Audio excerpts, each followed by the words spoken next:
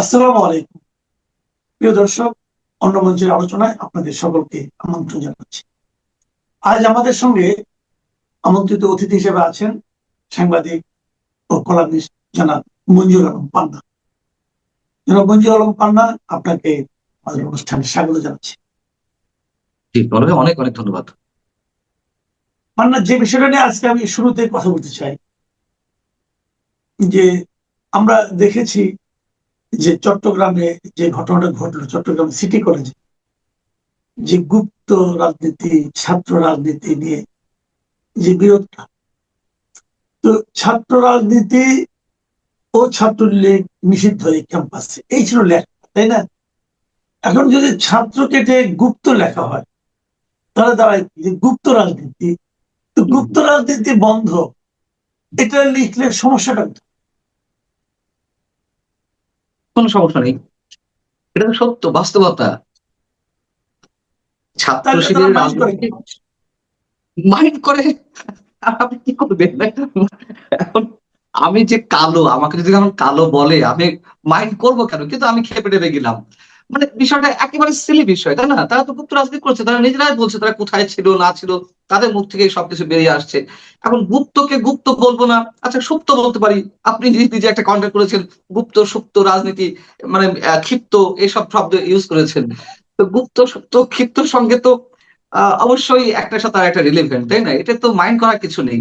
সবচেয়ে বড় কথা হচ্ছে যে আমি দেখলাম যে ওখানে হেলমেট পরে যখন সংঘর্ষটি হলো এই যে গুপ্ত রাজনীতির লেখাকে কেন্দ্র করে, আমরা দেখলাম হেলমেট পরে অনেকের হাতে ক্রিজ, দেশি অস্ত্র ইত্যাদি ইত্যাদি। হেলমেট বাহিনী আবার কোত্থেকে আসলো? ছাত্রলীগ তো এখন আর নেই। আমরা যখন দেখেছি আওয়ামী লীগের সময় বিভিন্ন সভা সমাবেশে, বিরোধী দলের সভা সমাবেশগুলোতে হেলমেট বাহিনী হামলা চালিয়েছে। তো আমরা তো একেবারে আওয়ামী লীগকে ধুয়ে দিয়েছি, তাই না? আমরা আক্রমণ করেছি, আমরা তখনও সরকারের বিভিন্ন ধরনের সমালোচনা করেছি। এবং আওয়ামী লীগের পুরো ১৬ বছর ধরে আলোচনায় ছিল এই হেলমেট বাহিনী। এবং এই হেলমেট বাহিনীর কারণেই মানুষের যে ক্ষুব্ধতা, ক্ষিপ্ত ছিল মানুষ, তার অন্যতম কারণ ছিল এটি। তো সেই হেলমেট বাহিনী হিসেবে তো ছাত্র শিবির কাজ করেছে, এটি তো প্রতিষ্ঠিত সত্য। এবং সেই সত্যটি আমরা আবার দেখলাম চট্টগ্রাম বিশ্ববিদ্যালয়ে যখন এই গুপ্ত রাজনীতি লেখা কেন্দ্র করে সংঘর্ষ সৃষ্টি হলো, তখন হেলমেট বাহিনী বেরিয়ে এলো। তাহলে কি ওরা ছাত্রলীগ? নিশ্চয়ই না। তাহলে এই যে হেলমেট বাহিনী যে আগে কারা ছিল, এখনো কারা আছে, এটা তো ওপেন সিক্রেট। এখন তারা আসলে শক্তিমত্তা প্রদর্শন করতে চায়। ছাত্র শিবির কিংবা জামাত ইসলামের শক্তিমত্তা প্রদর্শনের একটা টেন্ডেন্সি থেকে তারা এই সব সংঘর্ষের সৃষ্টি করছে। এবং এগুলো তো আমরা আগেও দেখেছি, যখন আহ ৯১ সালে কিংবা ২০০১ সালে বিএনপির সঙ্গে জামাত ইসলামের একটি অ্যালাই ছিল। তারা জোটবদ্ধভাবে রাজনীতি করলো, জোটবদ্ধভাবে নির্বাচন করলো, কিন্তু আবার ক্ষমতা আসার পরে আবার দেখলাম তাদের সঙ্গে দাঁড় কুমড়ো সম্পর্ক। এটি হওয়ার কথা, এটি।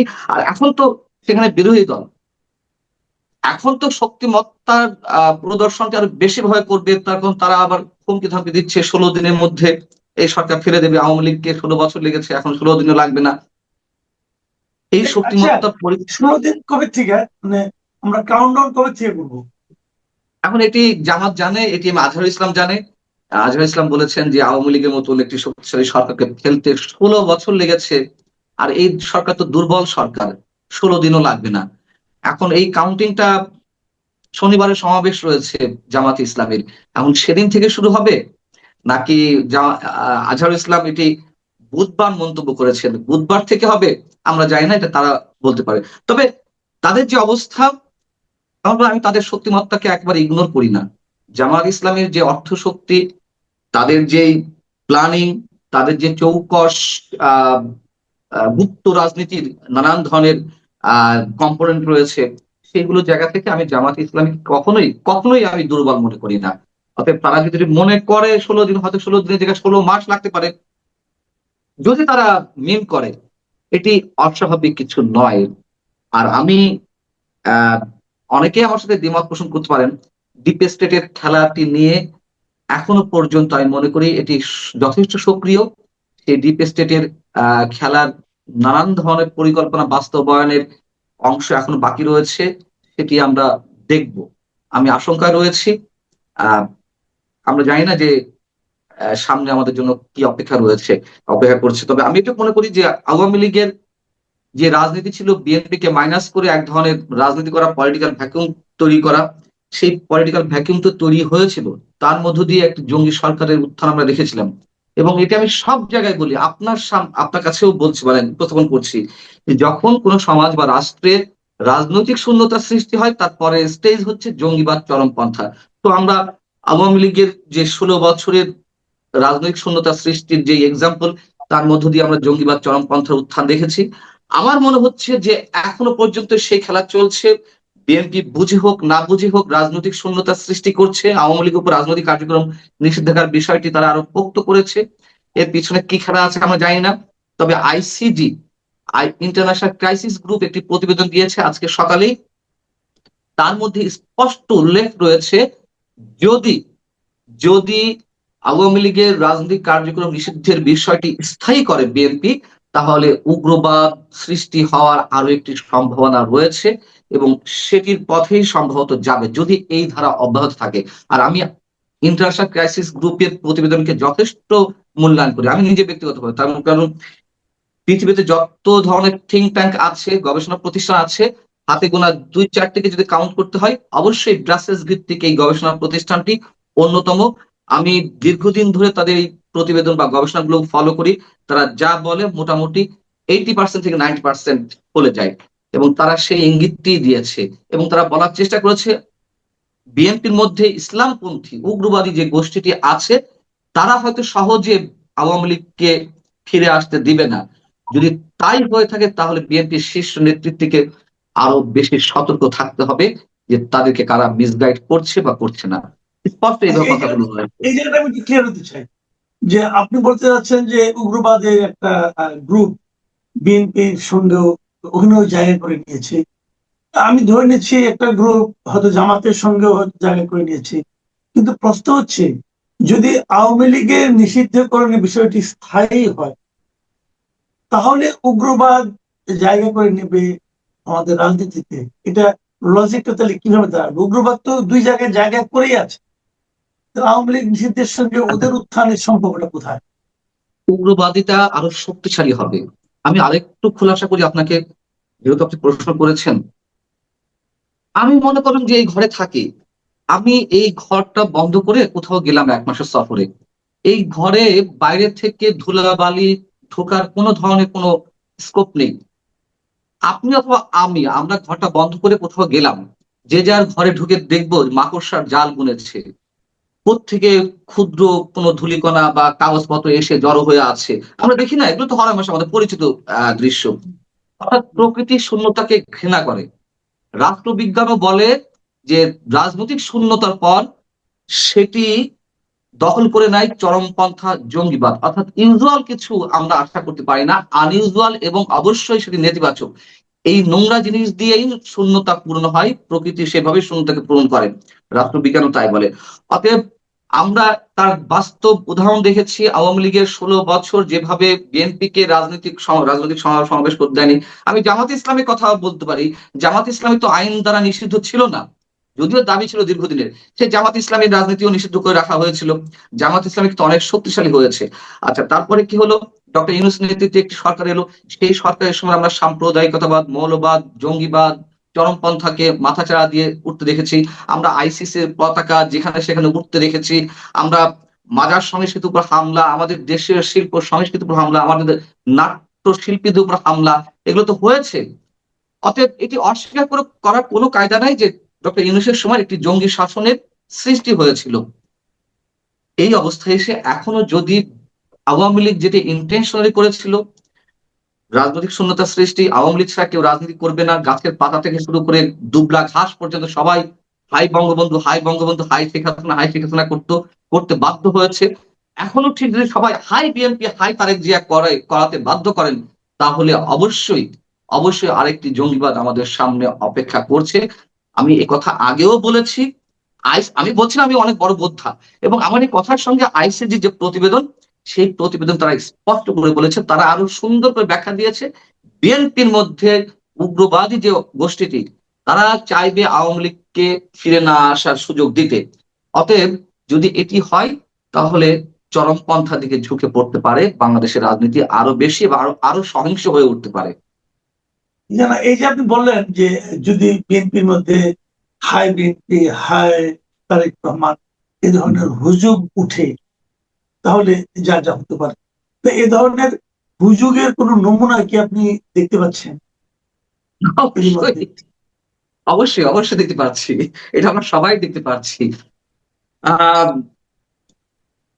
তারেক রহমান সাহেব যেই মানে সেট আপটি করেছেন, তার উপদেষ্টা থেকে শুরু করে তার প্রেস উইং এ, আপনি দেখবেন সেই ডক্টর ইউনূস যেমন বিদেশ থেকে লোক ভাড়া করে নিয়ে এসে সাজিয়েছিল তার উপদেষ্টা পরিষদ থেকে শুরু করে তার প্রেস উইং, কিংবা ওই বিদেশি বিনিয়োগ মানে বেসরকারি বিনিয়োগ উন্নয়ন কর্তৃপক্ষের বিডার চেয়ারম্যান থেকে শুরু করে ডক্টর আলী রিয়াজ পর্যন্ত, শেষমেশ কি হলো? পারিনি তো, পজিটিভ কিছু আমরা পাইনি তো।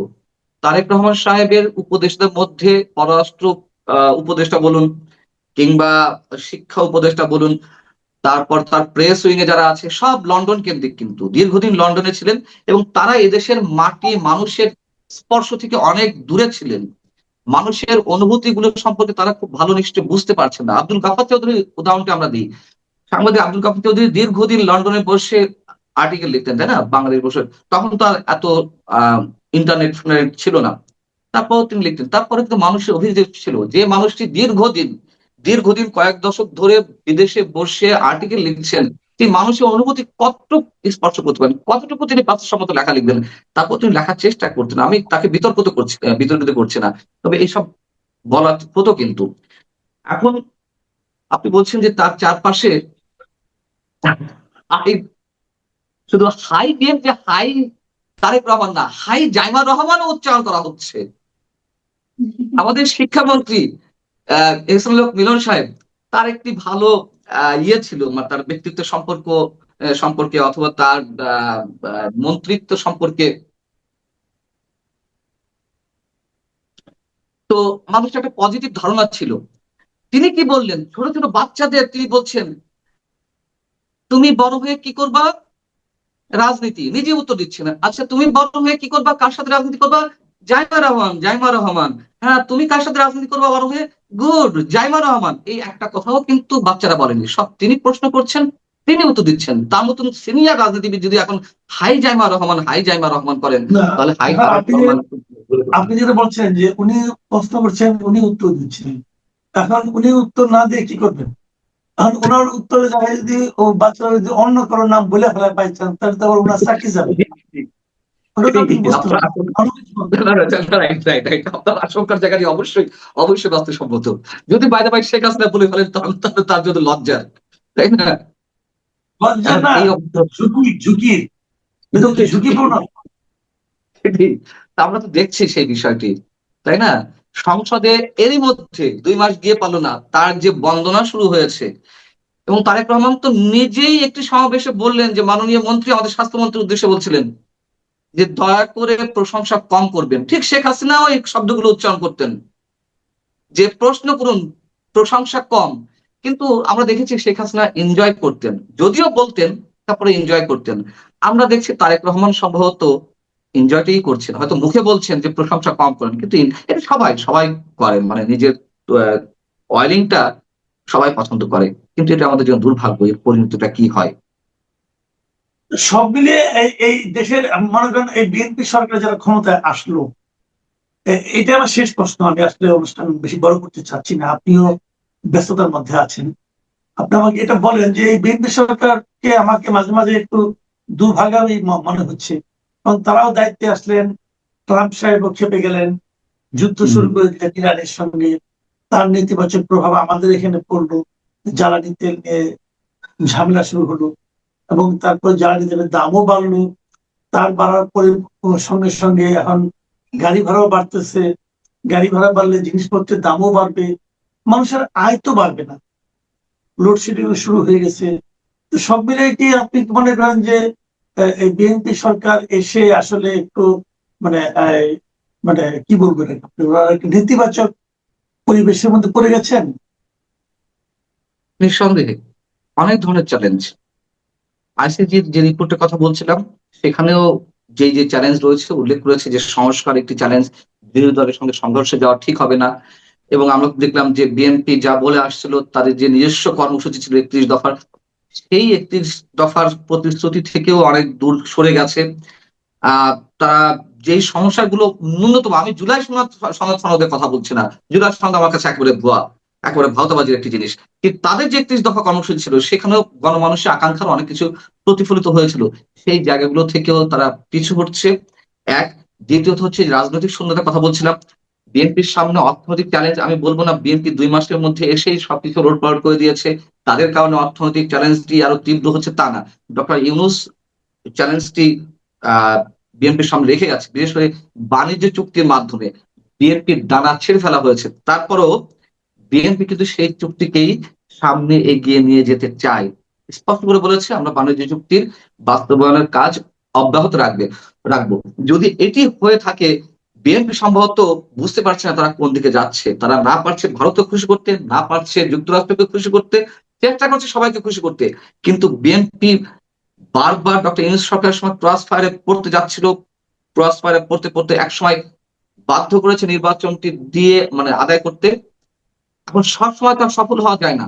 এখন বিএনপি কোন ক্রস ফায়ারে পরে আমরা ঠিক নিশ্চিত করে বলতে পারছি না। তবে অনেক ধরনের চ্যালেঞ্জ, সংস্কারের চ্যালেঞ্জ, অর্থনৈতিক চ্যালেঞ্জ, রাজনৈতিক চ্যালেঞ্জ, বিরোধী দলকে মোকাবেলা করার চ্যালেঞ্জ, জামাতে একটি হুঙ্কার হুঁশিয়ারি রয়েছে, ডিপ স্টেটে খেলা রয়েছে, অনেক ধরনের চ্যালেঞ্জ।